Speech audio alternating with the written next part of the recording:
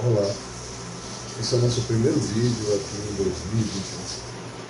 Espero que todos tenham tido uma boa passagem de ano, na medida do possível. E esse vídeo nós decidimos fazer porque nas últimas aulas que nós tivemos a oportunidade de participar sobre mediunidade, sobre diálogo com os espíritos, foi levantado um tema, eu levantei um tema, até mesmo para que a gente pudesse exercitar o hábito do debate. E o tema é a questão das crianças no plano espiritual. A princípio, a ideia era fazer um vídeo simples e mandar diretamente para um grupo de estudos. Mas depois de pensar um pouco, nós imaginamos que é um assunto que pode interessar umas pessoas, é algo que precisa ser pensado. Então decidimos colocar isso num vídeo aberto no nosso canal aqui no YouTube, para que as pessoas possam pensar, ter sua opinião e estimular a busca do conhecimento do estudo. O que acontece com as nossas crianças no plano espiritual é algo que a gente precisa pensar. Sou pai, tenho 2 filhos, que amo muito.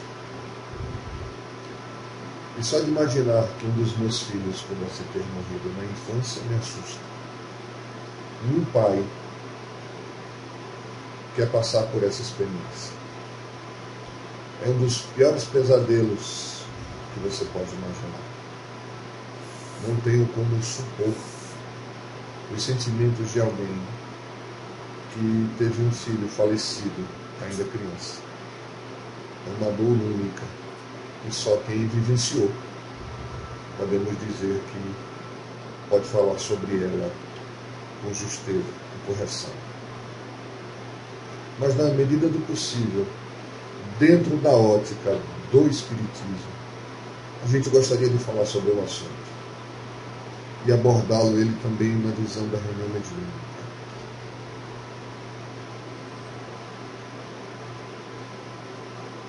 Eu peguei um pequeno poema de Joaquim Gomes Alves, que eu achei muito interessante, só para a gente começar a pensar sobre.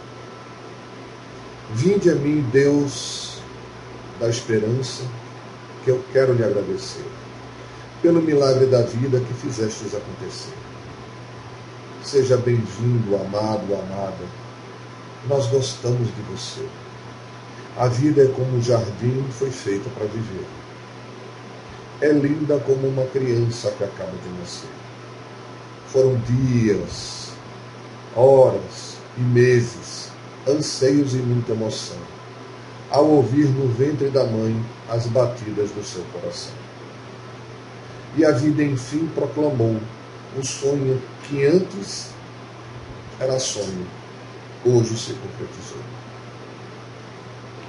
O nascer de uma criança na nossa família, em geral, é um motivo de grande alegria, é um motivo de esperança, renovação, que toca todos.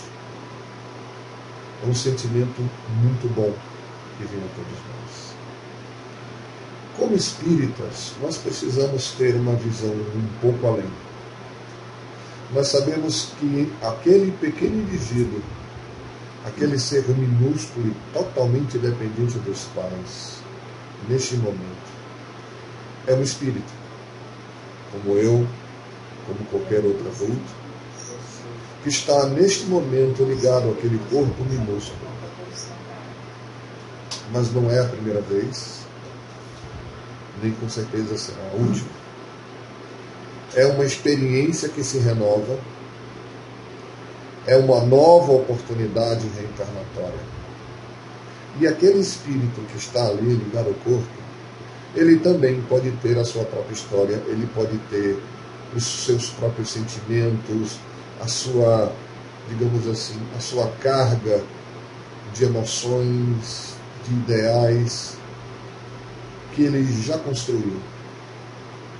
E agora ele retorna ao campo físico, sob as graças de Deus, enviado até nós para que nós nos responsabilizemos por educá-lo, por assisti-lo, para que ele continue o seu processo evolutivo, enfrente novas lutas, encare lutas antigas que precisam ser revividas e, ao mesmo tempo, se reequilibre diante das leis divinas, porque a grande maioria de nós que reencarna no planeta Terra somos seres muito endividados, no sentido de que permanecemos muito tempo errando e temos dificuldade de sair do ciclo vicioso dos atos negativos que a gente acumulou ao longo do tempo.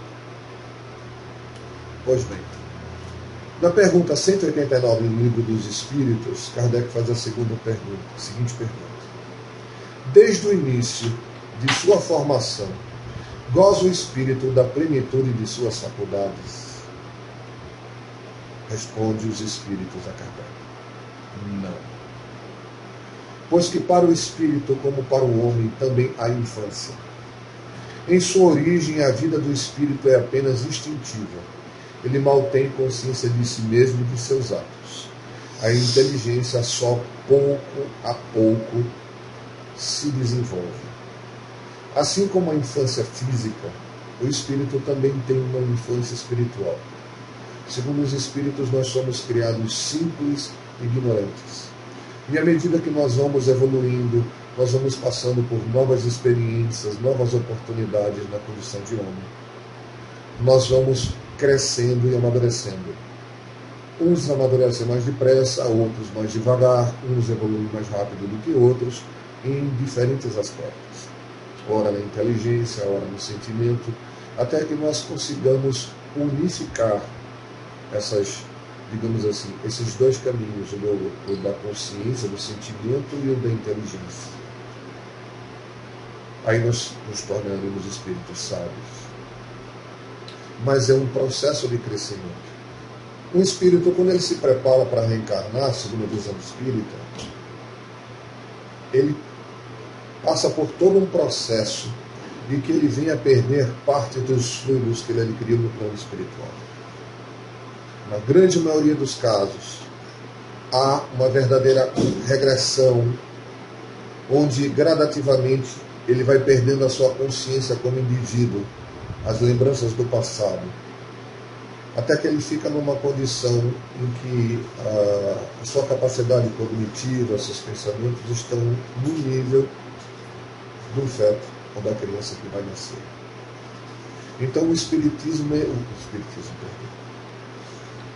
Então o perispírito sofre uma verdadeira redução.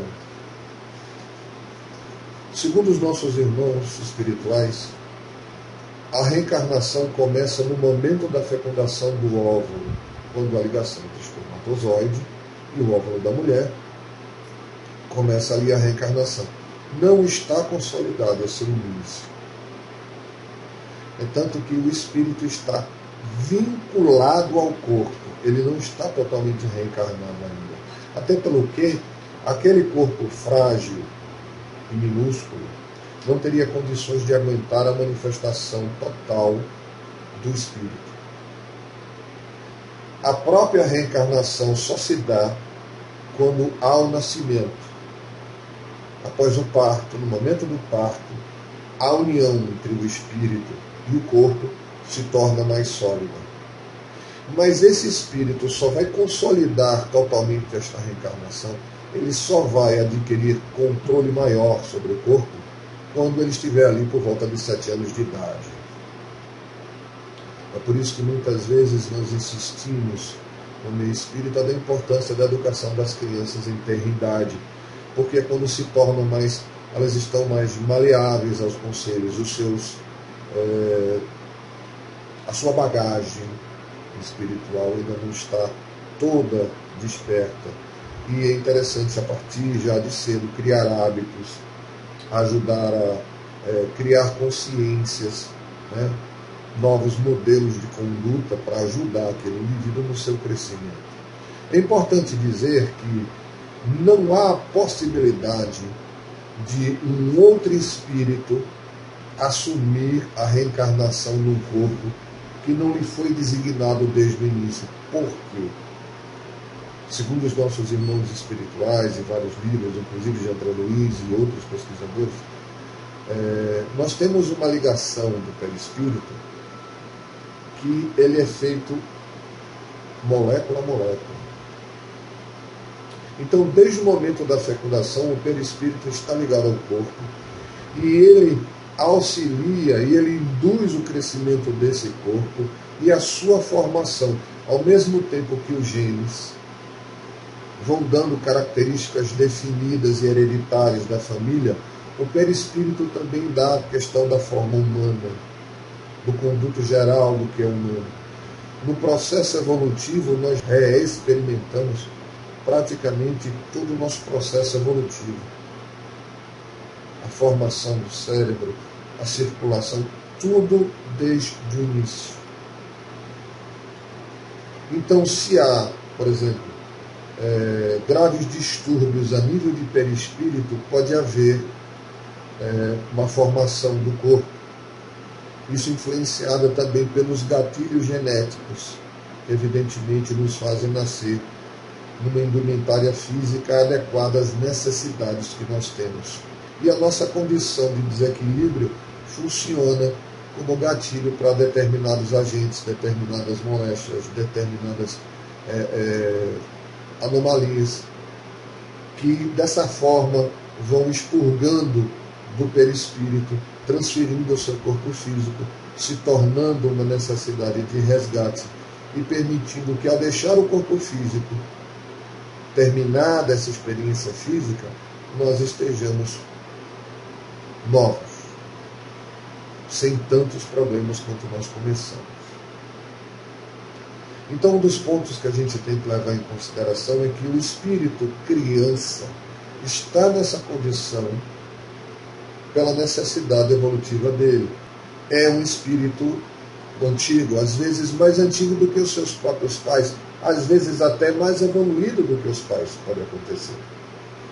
Mas naquele momento, pela necessidade do processo reencarnatório, ele se encontra incapacitado de ter acesso a todo o seu cabedal emocional de consciência.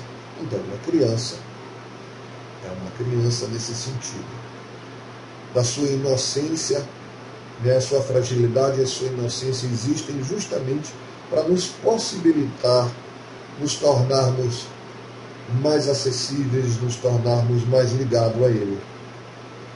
E à medida que ele cresce, aí sim, ele vai começar a manifestar as suas tendências, suas inclinações, que ao longo dos processos reencarnatórios ele adquiriu. Embora a lembrança do passado possa se manifestar no início da reencarnação em alguns casos, há casos em que espíritos em condição de criança, muito jovens, crianças muito jovens, elas lembram do passado, às vezes narram circunstâncias, têm dificuldades de relacionamento com os pais, dizem que os pais não são seus pais, dão outros nomes. Existem pesquisas nos Estados Unidos, onde o pesquisador ele fez várias entrevistas com base científica, com todo cuidado, narrando essas experiências dessas crianças, mostrando a realidade desse fenômeno.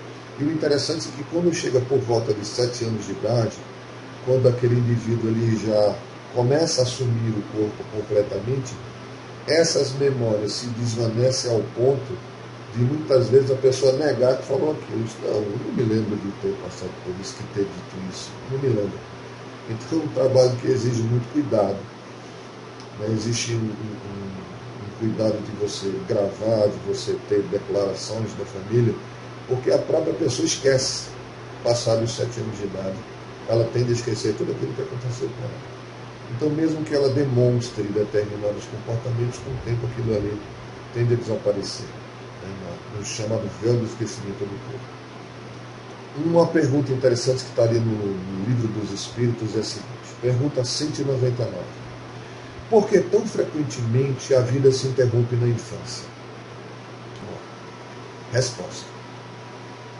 A curta duração da vida da criança pode representar, ou seja, isso não é absoluto, cada caso é um caso, a gente cansa de usar essa expressão, porque vai depender da experiência de cada um, da necessidade evolutiva de cada um. A curta duração da vida da criança pode representar, para o espírito que a animava, o complemento de uma existência precedente interrompida antes do momento que deveria terminar.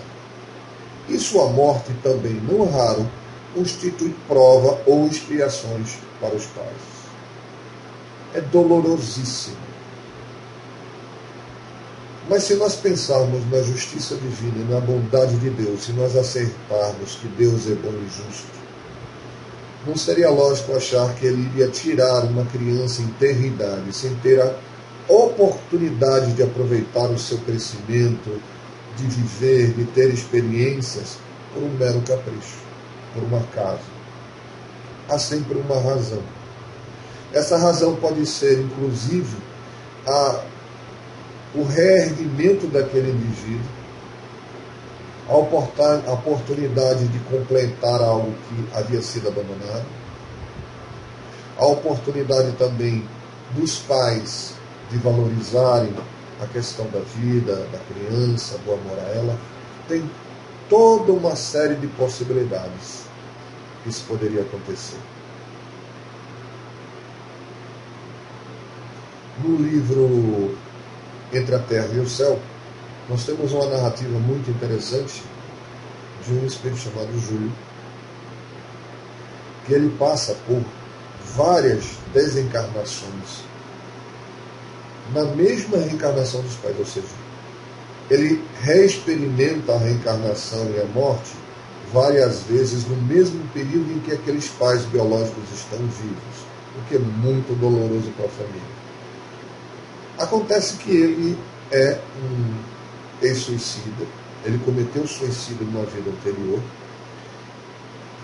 e a sua condição é tão deficitária, é tão difícil, ele precisa reexperimentar aquela reorganização que acontece no momento do nascimento, onde o corpo passa por todas aquelas fases, né, de desenvolvimento até se formar, e com isso ele vai expurgando do seu campo perispiritual o que aconteceu com ele, o que ele tinha gerado, que seria uma tentativa de suicídio, em que ele havia destruído a região da garganta. Então, por várias vezes, nasce um feto defeituoso, com problemas, às vezes não chega a vingar, outra vez ele chega até alguns anos de idade, morre de uma doença relacionada à garganta, e ele passa por várias situações bastante difíceis, justamente para preparar a reencarnação em que ele vai chegar a uma condição mais velha e que vai passar pela expiação da tentação do suicídio. Ou seja, ele vai reexperimentar aquela luta que ele abandonou, mas nesse momento a sua deficiência é tão grande que ele precisa dessas sucessivas experiências. Mas isso é muito sofrimento. Mas as pessoas, os pais, os familiares, ligados direta ou indiretamente a eles, são, até certo ponto, responsáveis também pelo que aconteceu com ele no passado. Então, nada é por acaso. É por isso que a gente tem que ver cada circunstância com muito amor, com muita compreensão. Não nos cabe julgar e definir se a pessoa estava certa ou errada, se ela tem culpa ou não, porque a providência divina, na sua sabedoria, quando desce esse véu do esquecimento, é muito importante para que a gente possa suportar determinadas circunstâncias sem nos revoltarmos. A compreensão da justiça divina nesse momento nos ajuda a entender que nada acontece por acaso. Se aquele pequeno anjo, que nós assim o consideramos, voltou ao plano espiritual em tenra idade, é porque era o momento certo, a circunstância certa e a experiência exata de que ele precisava. Agora cabe a nós experimentarmos como vamos lidar com isso, como vamos encarar isso. Isso é uma coisa não tão simples. Né? No passado, mesmo dentro da religião cristã, havia uma dúvida do que acontecia com as crianças após a morte. Muitos achavam que a criança deveria ir direto para o céu, mas tinha um problema. Como a criança não tinha sido batizada, não tinha dado tempo de batizar, então ela não tinha sido salva do pecado original.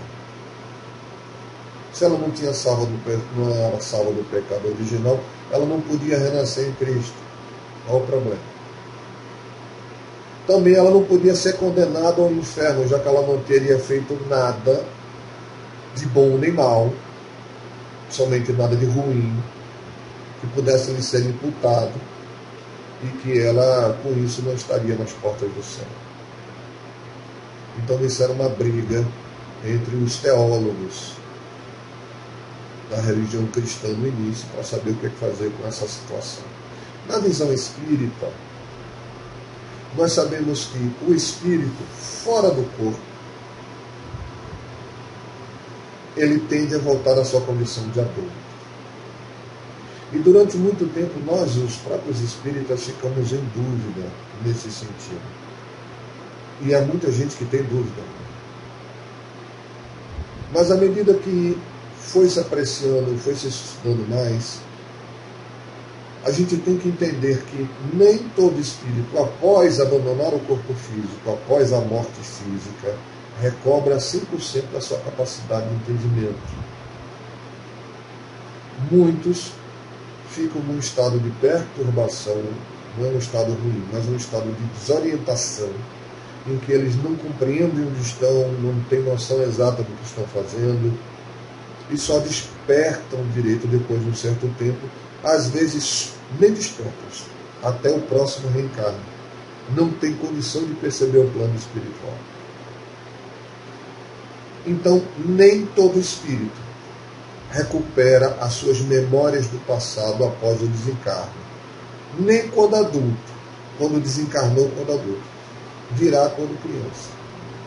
E muitas vezes esses desencarnes em eternidade, ele pode pressupor uma necessidade de reencarne próximo.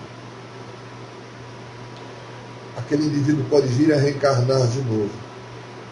Então, recuperar toda aquela lembrança e voltar todo o processo de novo seria muito difícil para o espírito, dependendo da sua condição evolutiva, sim. Então, o que acontece? Ele permanece na condição de criança no plano espiritual. Então, nós podemos dizer, os espíritos, uma criança, pode se comunicar através de um médium numa reunião mediúnica? Sim, pode. Nós temos inúmeros exemplos, inclusive com o próprio Allan Kardec recebendo esse tipo de comunicação. É perfeitamente possível. Aí vamos ver as possibilidades. Primeiro, a criança está naquele estado que a gente acabou de falar. Ele desencarnou, não recuperou completamente a sua condição de adulto, permanece ainda na faixa de criança e pode vir a se comunicar com os pais através do médium ou dar uma comunicação falando da sua condição na condição de criança. Ele não recuperou o seu conhecimento total como adulto e permanece ainda preso à consciência daquela reencarnação. É possível, Pode acontecer também que mesmo já tendo no plano espiritual a condição de adulto, de pleno conhecimento às vezes de sua reencarnação passada, por necessidade de falar com os pais. Então o espírito, ele pode dar forma ao seu perispírito, segundo o seu desejo, e apresentar-se com a aparência de criança, naquela mesma idade, para poder falar com os pais e ser por eles reconhecido. É possível fazer. Dentro do Espiritismo, nós aprendemos que o perispírito é altamente plástico. E depende muito da capacidade de cada um apresentar-se da maneira que ele quer, que seja mais conveniente. Lógico que isso depende de um certo grau de entendimento, de uma certa capacidade do espírito na realidade do plano espiritual, Ele pode ser ajudado pelos mentores espirituais a realizar também isso, caso ele não consiga por sua conta própria. Isso é possível também. Então, comunicações de crianças, nós temos cartas consoladoras, inúmeras circunstâncias em crianças se apresentaram, até em materializações.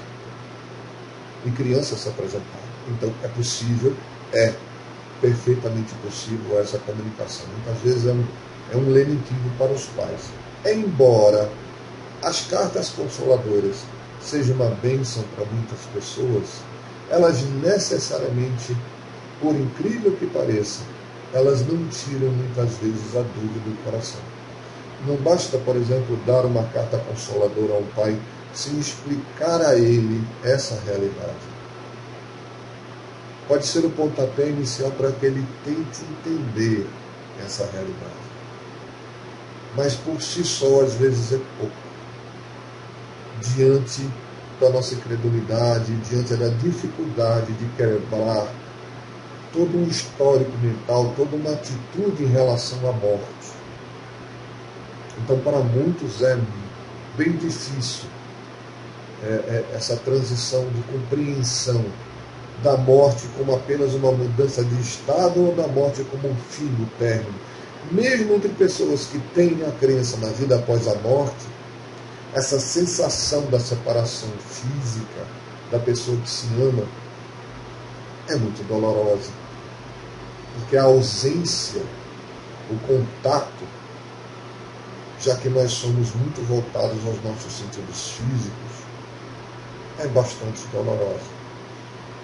Então, a mudança da compreensão para que mesmo à distância nós continuemos nos amando, no espírito sobrevive a morte, e isso ser não apenas uma crença, mas isso ser uma certeza, é um caminho a ser seguido. Não é rápido, não é fácil, e nós devemos ter todo o respeito por aqueles que não compreendem.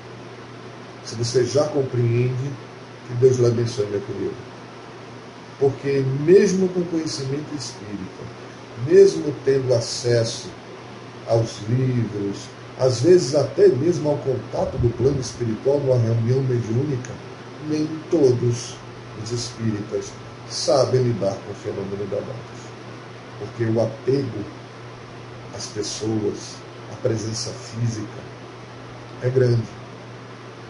Então, a única certeza que a gente tem é que a gente só vai descobrir o quanto nós internalizamos esse sentimento, essa ideia, e ela realmente funciona na nossa vida, quando nós passamos pela experiência de ter um parente, um ente muito querido, muito próximo a nós, que deixa o corpo físico, que vem a falecer.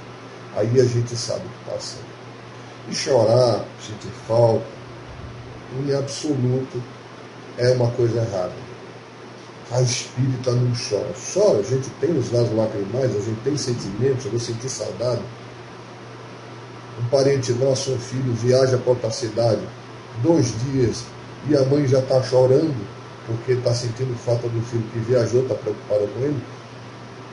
Imagine a possibilidade de saber que esse encontro vai demorar muito e que talvez nem aconteça nessa reencarnação novamente. Então é um choque de realidade para muitos de nós. Só essa vivência de amor, de compreensão e o esclarecimento que a reencarnação nos traz, nos ajuda a lidar com muito mais tranquilidade essa realidade do plano espiritual. Não é algo simples, não é algo fácil. Nunca podemos nos colocar na condição de julgarmos quem está em estado de sofrimento pela morte de alguém. Nós não temos esse poder. Ao contrário, nós temos por obrigação amparar, apoiar e, se possível, esclarecer a respeito dessa realidade. Aí vamos continuar.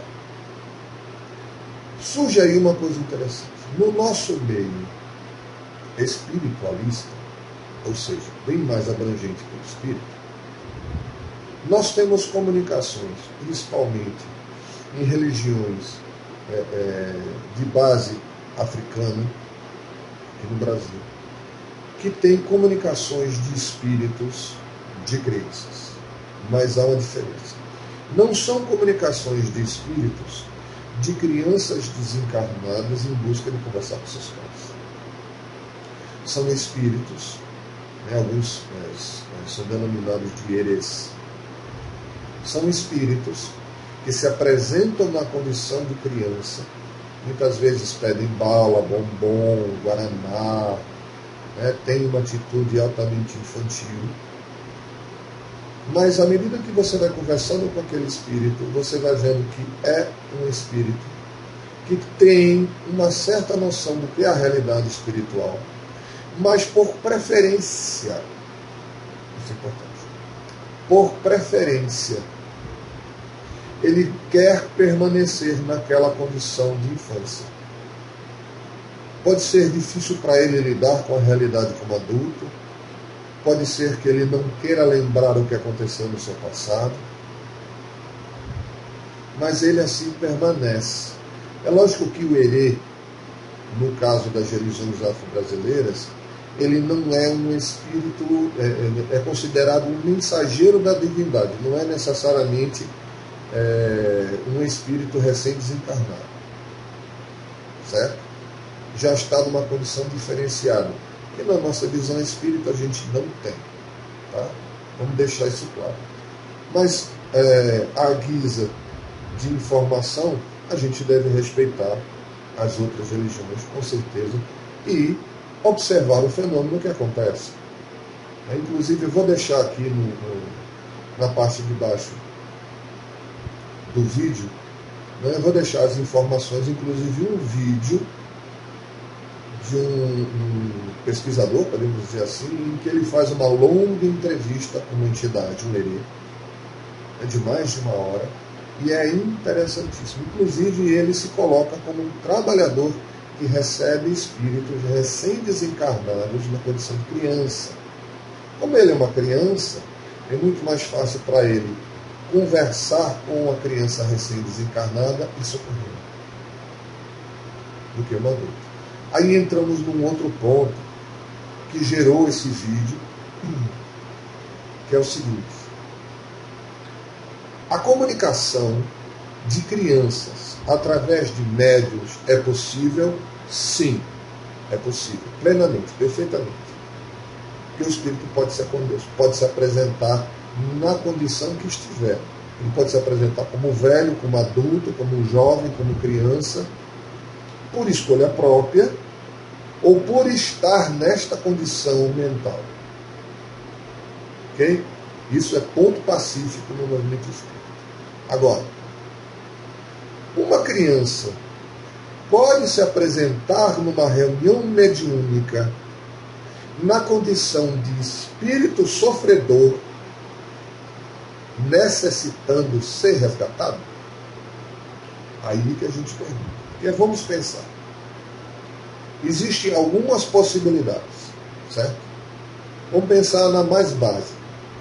Uma criança desencarnou ali entre os seus 6 e 7 anos. Ao desencarnar, ele continua na condição mental de uma criança de 6, 7 anos. Independente do que tenha sido no seu passado, ele está preso à condição de sua última reencarnação, quando ele tinha 6, 7 anos. Imaginemos que a espiritualidade superior vai deixar uma criança entre 6 e 7 anos vagando no plano espiritual, sem assistência, ao sabor, talvez até, de inimigos desencarnados? Faz sentido? Não. Quando o espírito desencarna nessa condição, ele é imediatamente socorrido. Também vou deixar aqui no vídeo, na descrição do vídeo, vários livros, vou deixar várias colocações, inclusive da nossa saudosa Ivone Pereira do Amaral, que ela trata também sobre esse assunto, e outros que narram que isso é uma impossibilidade. É só pensar que aquela criança, na condição, até para você dialogar com ela, por exemplo, imagine um doutrinador, um dialogador, tentando conversar com uma criança de 5, 6 anos que chora pedindo pela mãe e pelo pai. Você é um desconhecido. Ela está em pânico. Ela entende o que está acontecendo. Faz sentido ela estar naquela condição? Não ter sido de imediato socorrida e amparada pela espiritualidade superior?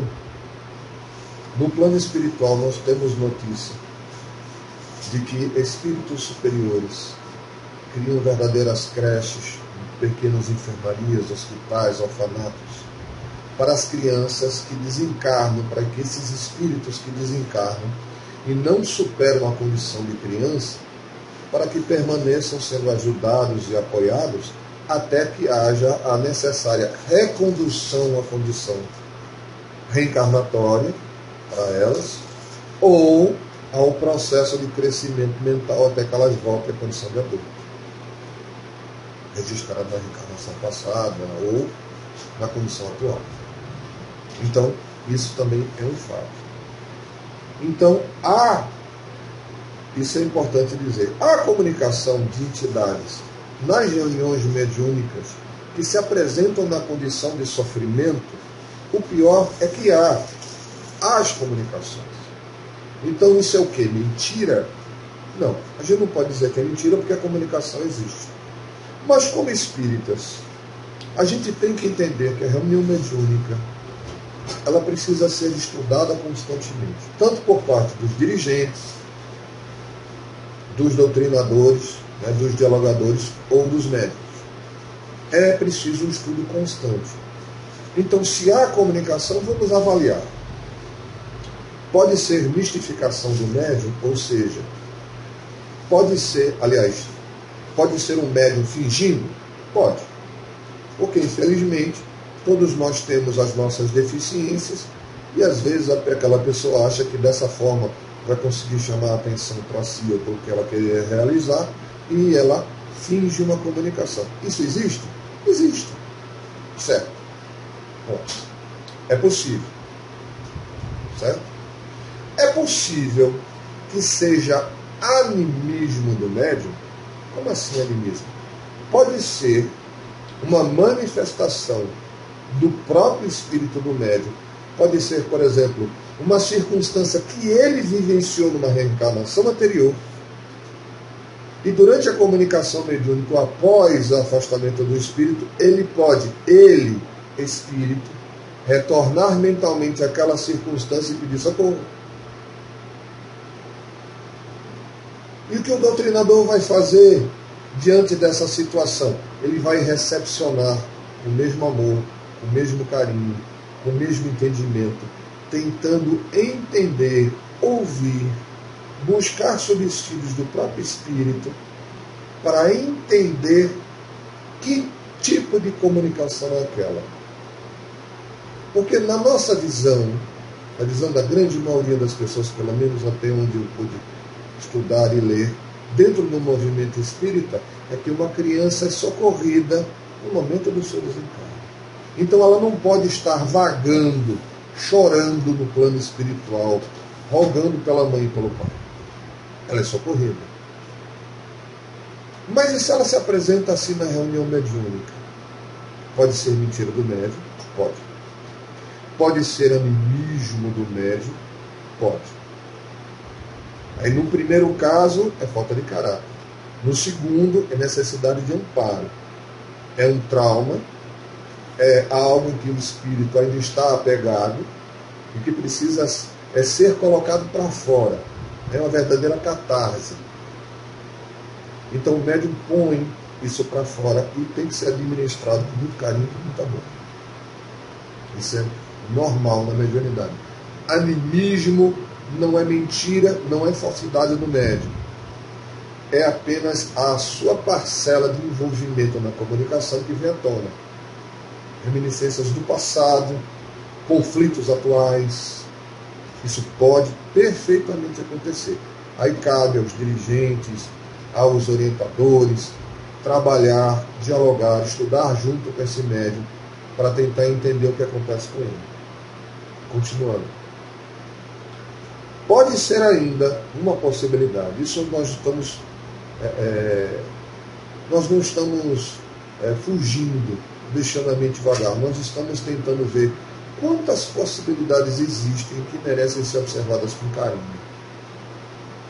Existe a possibilidade de um espírito apresentar-se desta forma para angariar a simpatia daqueles que estão na reunião.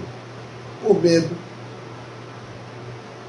Ele pode desejar permanecer naquela situação. Lembra que a gente falou do Herê? Ele pode tentar querer permanecer naquela situação, apresentando-se dessa forma, não por estar preso a ela, por não poder se tornar adulto por vontade própria, mas por querer permanecer e fugir de si mesmo. Então merece ser acolhido e amparado e esclarecido da mesma forma. Aí como a gente vai saber a diferença de uma coisa para outra? Só passando pela experiência. Através do diálogo, através do trabalho de percepção em conjunto da reunião, é que nós vamos tentando entender. O que a gente não pode é, de priori, antecipadamente, julgar o médium. Ou julgar o espírito. A gente tem que analisar. Porque numa reunião mediúnica de socorro ou desobsessão, nós recebemos todo tipo de indivíduo que pode se apresentar nas mais diferentes condições, desde o mentiroso, o pseudo-sábio, ou aquele que está sob hipnose, num processo auto-obsessivo, num processo obsessivo por outras entidades. Então, existem muitas circunstâncias a se levar em conta. Mas um ponto primordial é que não é uma criança recém-desencarnada em pedido de socorro, porque ela seria automaticamente socorrida. Se ela está sendo levada à reunião mediúnica, sendo espírito, e ele está sendo levado à reunião mediúnica, é porque foi permitida a sua comunicação. Ou seja, a espiritualidade superior só permite a comunicação de um espírito na reunião mediúnica como forma de aprendizagem para os médiuns e socorrer ele mesmo. Consequentemente, é alguém que merece nossa solicitação, nosso carinho, nosso amparo e nossa orientação, na medida do possível. Então, pode ser, inclusive, um espírito que se passa. Veja, o primeiro está fugindo de si mesmo. Esse deseja se passar na condição de criança para levar na conversa aquelas pessoas que estão ali, fazendo-as perder tempo, fazendo-as demorar naquela comunicação, impedindo que outros se comuniquem. E por que a espiritualidade permite que tal coisa aconteça? Porque ele precisa de ajuda. Mesmo aquele que diz que vem a trabalhar, que vem atrapalhar, que vem fazer mal, que deseja destruir a reunião, o centro, que a gente escuta muito, não tem problema, será bem-vindo. Será bem-vindo e nós estenderemos os braços abertos a ele. Porque se ele está se comunicando, a espiritualidade superior presente está tentando ajudá-lo. Muitos espíritos que se comunicam numa reunião mediúnica não têm noção clara da presença da espiritualidade superior no ambiente. Por isso que muitas vezes fica com raiva do médium, fica com raiva do doutrinador, do dirigente da reunião. Porque ele está vendo vocês. Você, encarnado, está na mesma condição, digamos assim, vibratória, às vezes que ele. De tão pesado, de tão ligado ao campo físico que ele se encontra. Mas nós, trabalhadores da casa espírita, conscientes de todo o processo que é necessário para ver uma reunião mediúnica, sabemos que há todo um trabalho de proteção, de orientação, de esclarecimento. Então está absolutamente descartada a possibilidade de invasão, de agressão gratuita se o grupo não permite. Se os encarnados não se desequilibrarem, a espiritualidade está ali dando todo o suporte. Pode acontecer a gente não entender a circunstância. Então, existem inúmeras possibilidades dessa comunicação, porque acontece. Não são poucas as narrativas de comunicações em reunião mediúnica de espíritos que se apresentam na condição de sofrimento. Veja bem, estamos falando de espíritos na condição de crianças em sofrimento. Comunicação de espíritos de crianças são absolutamente normais. Acontece. Não é habitual, mas acontece. Agora, uma criança que se diz perdida no plano espiritual, sofrendo, abandonada, aí não. Aí a gente vai pelo raciocínio lógico, do conhecimento doutrinário, que espíritos nessa condição não são abandonados, porque eles estariam à mercê de outros no plano espiritual. Deu para entender? Então não. Agora, mas a comunicação não acontece? Acontece. Então o que é que a gente faz? Vamos analisá-la. Vamos recepcionar aquele comunicante da melhor maneira possível e tentar observar o que estaria acontecendo. Se é uma comunicação fraudulenta, se é um espírito mistificador, se é um espírito em sofrimento se refugiando naquela forma, porque tem medo de encontrar, de aceitar a própria verdade do seu sofrimento. Então, tudo isso são circunstâncias que precisam ser avaliadas. Não é achar que o médium está mentindo, não é achar que é falso, não deve acontecer. Acontece. Se acontecer, precisa ser avaliada pelo grupo, com carinho, com amor, com esclarecimento, para tirar dali, como de qualquer outra comunicação, o ensinamento que for possível de nossa parte.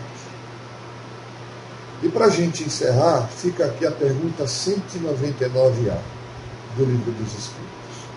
O que sucede ao espírito de uma criança quando morre pequenina? Recomeça outra existência. Para a espiritualidade, encerrou aquele momento, ela parte para outra oportunidade. É evidente que há inúmeras possibilidades de circunstâncias entre uma reencarnação e outra. Vai depender da condição evolutiva, do entendimento, dos compromissos assumidos por aquele espírito. Ele pode reencarnar rapidamente, às vezes na mesma família, às vezes com os mesmos pais ou próximo aos pais, dependendo da necessidade daquele grupo familiar. Mas sempre, a justiça divina nos ampara e nos socorre. E seria inimaginável achar que o amor do nosso amado Deus e daquele que conduz o nosso mundo, o nosso querido Jesus, deixaria desamparado no plano espiritual alguém que não tem consciência ainda de todo o seu potencial. Se os espíritos sofredores, se nós, ainda necessitados no plano físico, na condição de adulto e no plano espiritual em sofrimento, somos amparados e socorridos constantemente pelo plano espiritual, porque o sofrimento descrito, o chamado umbral, nada mais é do que o transbordar da própria consciência do indivíduo pelos atos que cometeu. E mesmo assim, narra-nos André Luiz, que caravanas de socorristas, de amigos espirituais, andam por este local em busca de todos aqueles que estão dispostos a mudar, que estão já em condições de despertar, superado aquele momento de angústia e sofrimento e de desespero a que se entregaram. Se eles são assistidos, que dirá daqueles que desencarnam e ainda não conseguiram recuperar totalmente o seu raciocínio, o seu entendimento de adulto, estão na condição de um pensamento infantil e lúdico. Não é verdade? Então, você pode até discordar, diz, não, Chico, eu discordo de você, não é assim, não tem problema. Fica aqui nos comentários do vídeo, eu vou deixar as referências daquilo que eu achei. Você pode procurar mais. Não concorde, estude. Nós não temos obrigação de pensar da mesma forma, nós temos a obrigação de buscar o conhecimento e o debate. Uma vez que a gente debata, muitas vezes uma primeira impressão é desmanchada. Às vezes passa a ideia que nós estamos dizendo que o médium está mentindo, e não é esse ponto. Às vezes passa a impressão de que tudo aquilo que aconteceu anteriormente foi uma mentira, não é esse o ponto. Todas as comunicações que já aconteceram ou que podem vir a acontecer merecem ser analisadas. Porque existe muita coisa para aprender. O próprio Kardec não deu a última palavra em matéria de espiritismo. E quem somos nós para dizer que isso é em absoluto a absoluta verdade? Nós estamos colocando um ponto doutrinário e gostaríamos que você pensasse a respeito. Agradeço por ter ouvido. Espero que você participe e continue conosco nos nossos estudos. Fica aqui o convite. Coloque suas sugestões, seus comentários, suas críticas, que nós vamos ler com muito carinho e, na medida do possível, responder em outros vídeos ou diretamente. Mas fica aqui o convite. Venha estudar conosco no nosso canal. E agradecemos desde já a bênção de Jesus que nos possibilitou estar reencarnado neste novo ano de 2021, e rogando a Deus que derrame sobre todos nós a sua paz e a sua harmonia. Muito obrigado.